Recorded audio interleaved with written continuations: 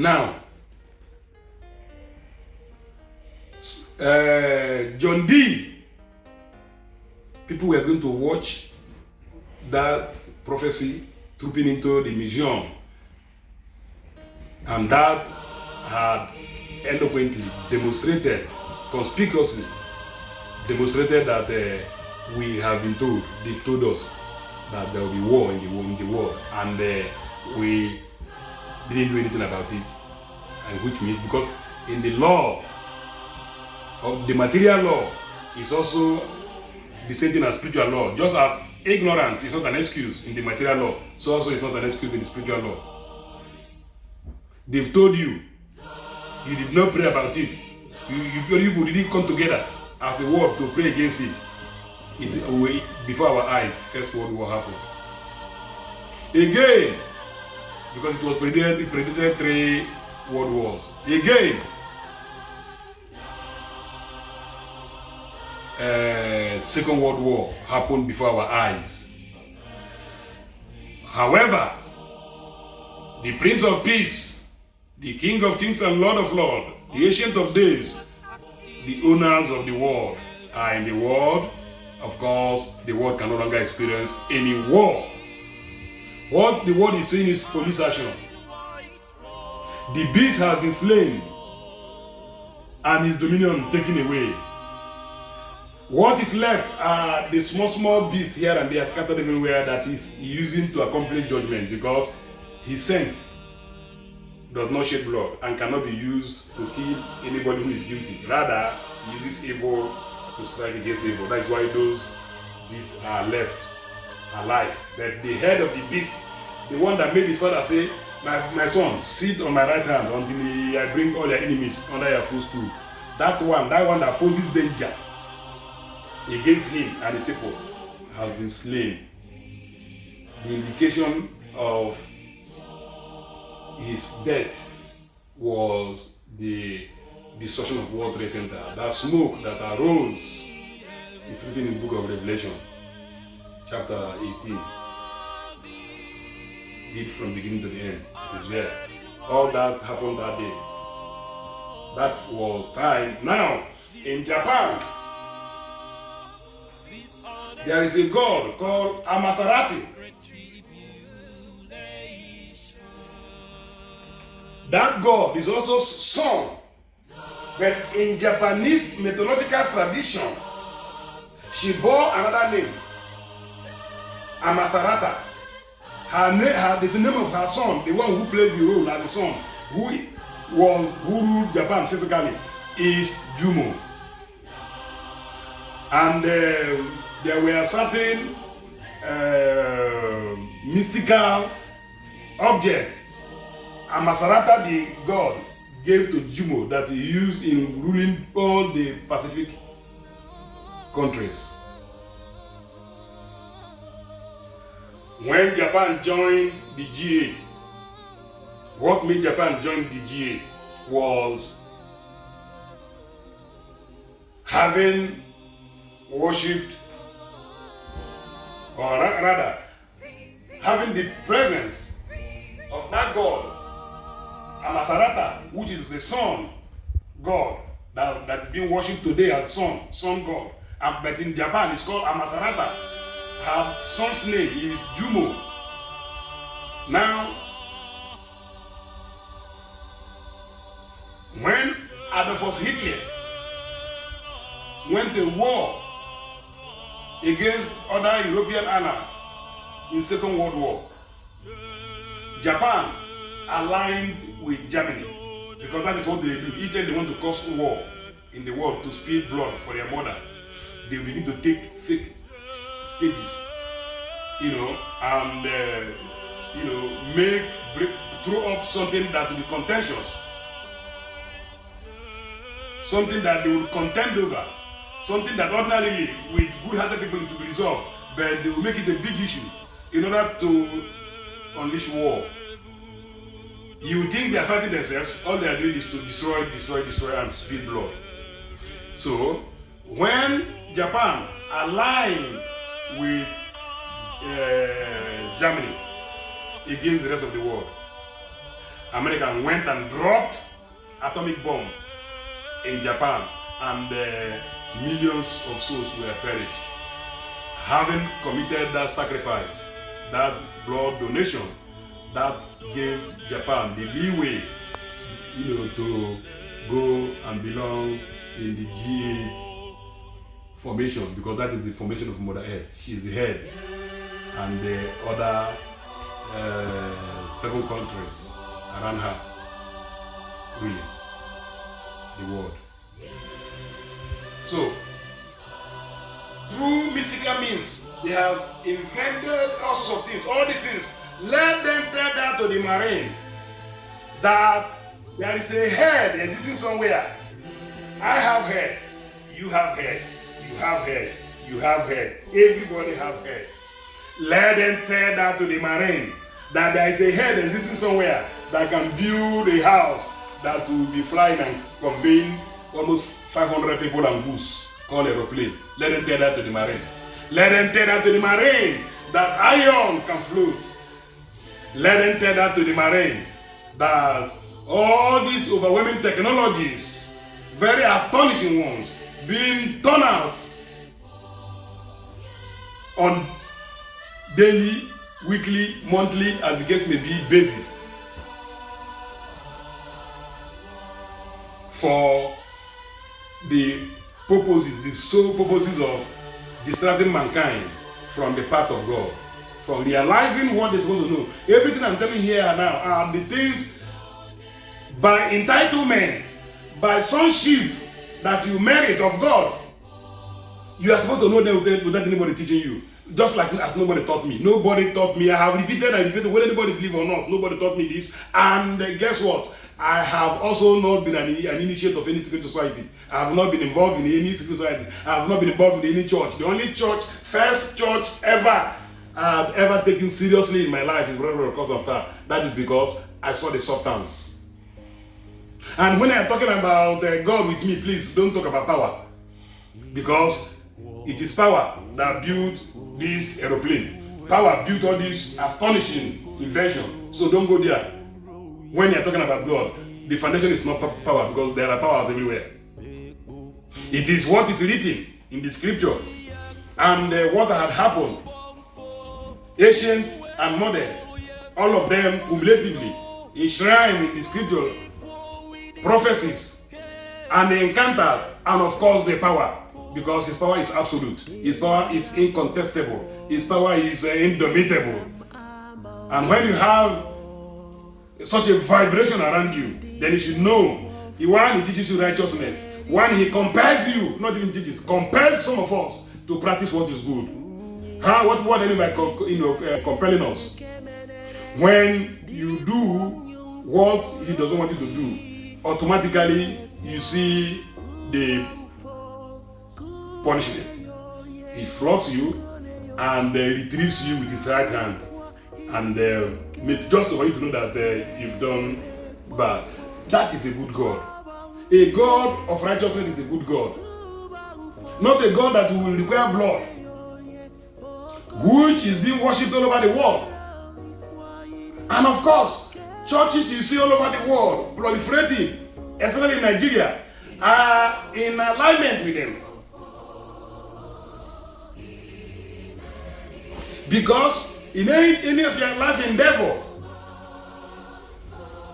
if you don't give Satan blood, if you don't donate blood, you have not bowed to them. And those things that they invented, those things were their invention, you'll be deprived of them and be surviving through the grace of God. Because why will you survive through the grace of God amid this heavy burden trying to weigh you down, trying to stop you from going the way of God, trying to frustrate you? You know why? They will know if truly who you are following is God, they will not succeed completely. You know why? Because he now takes authority. Even though they will claim they invented those things, all of those things, everything in the world, including them themselves, came from God.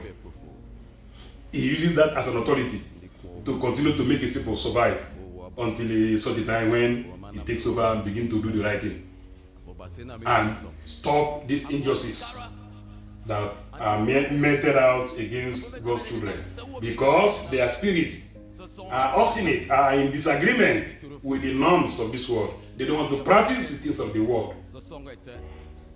They didn't even realize it. Most of them who attempted doing it, and at some point they saw that it's not working for them, they pulled out. I don't go there. I don't do it because I know it won't work for me. It doesn't work for me.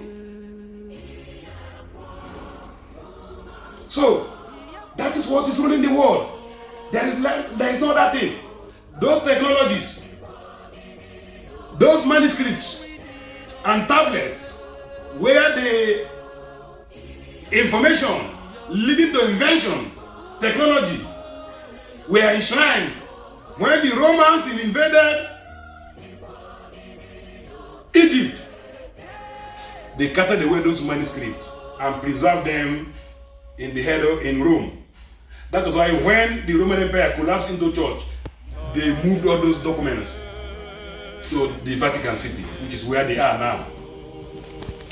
That is where those documents are. We have been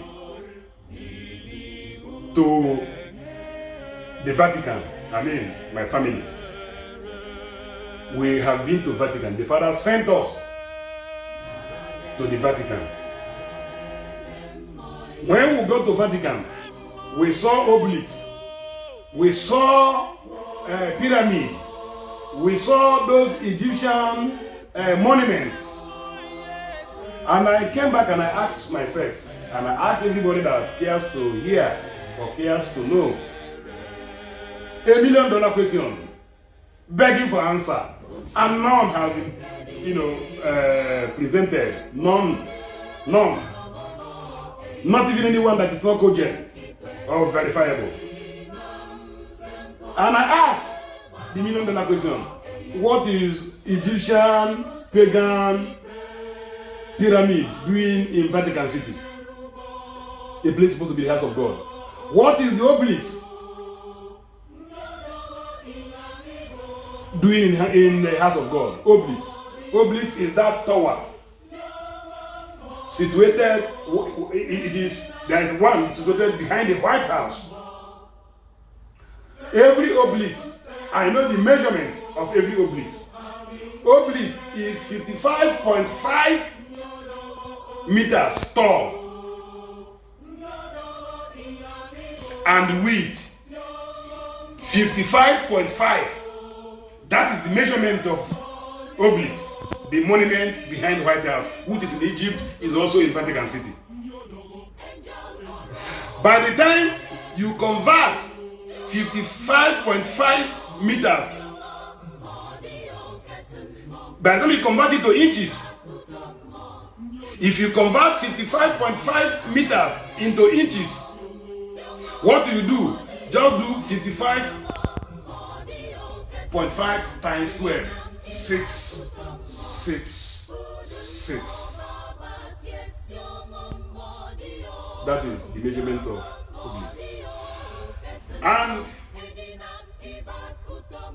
in the world, the whole world, there are 6 major pyramids. There are 6 major pyramids erected by those ancient aliens when they came. You know why? The energy that sustains the earth, which is called by scientific terms electromagnetic, it can only be harnessed, it can only be stepped down, it can only be adopted from the atmosphere through pyramid. Pyramid radiates, the energy absorbs the quantum of energy the pyramid radiates and disperses into the world is 5.195 megahertz. 5.195 megahertz. That is the quantum of energy that cumulatively the 6 pyramids around the world, 6 major pyramids around the world radiates onto the earth. Let me tell you how churches harnesses them. How they are being harnessed is when the pyramids adopts them into the earth, the church pinnacle, the pinnacle of church, Anglican, Catholic, Methodist, all these churches have pinnacle. Abi? That pinnacle, don't think it's empty. It's not decoration. It is an antenna. It is an antenna to capture the quantum of energy that can sustain the church, that they use in running the church. That is why you see there is no church, especially those ancient ones, that doesn't have pinnacle and cross at the pinnacle of it. That cross means suffering. Each time they finish worshiping on Sunday, the children of God in the world start having problems, endless problems, because you see, when they congregate, their God dispenses an energy upon the earth, which will enable them continue in the battle against light and continue to suppress children of light. That is why you see those occultists, those necromancers, all of them who you know in your villages and communities, who are suspected or known evil men, all of them entered into either Catholic, Methodist, all these churches. The Pentecostal church, those one has one assignment, one role they've got to play in this world. The role is this.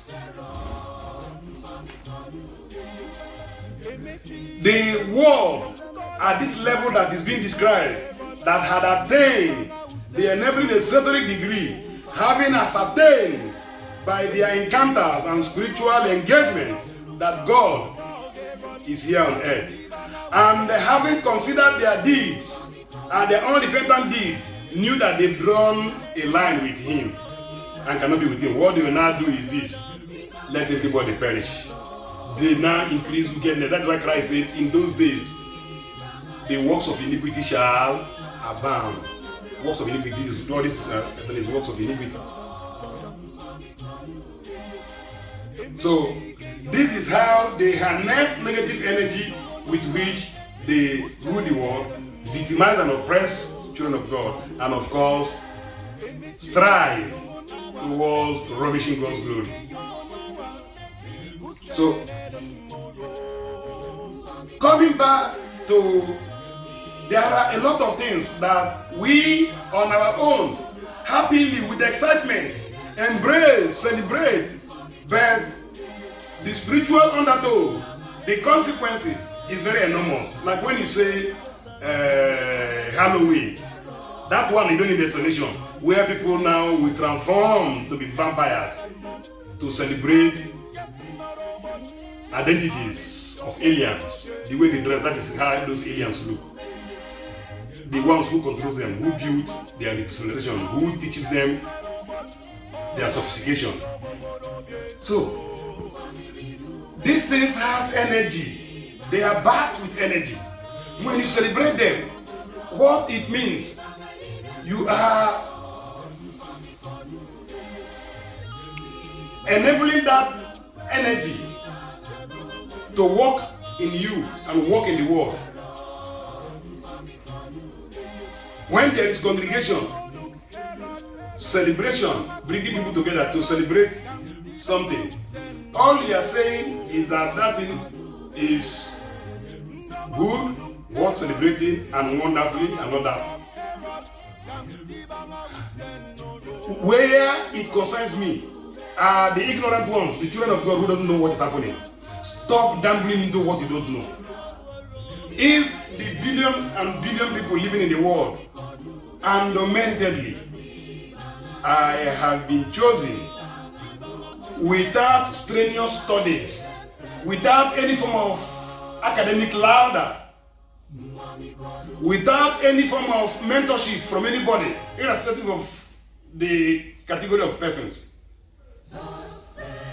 without strenuous learning, these things became deposited by way of evolution inside of me.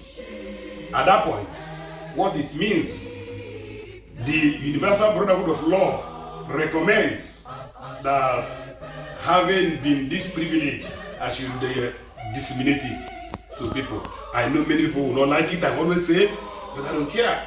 All I'm after is those like minds, those who think like me. I'm a free thinker. I don't dismiss anything. And that was made me learn from my Master God extensively.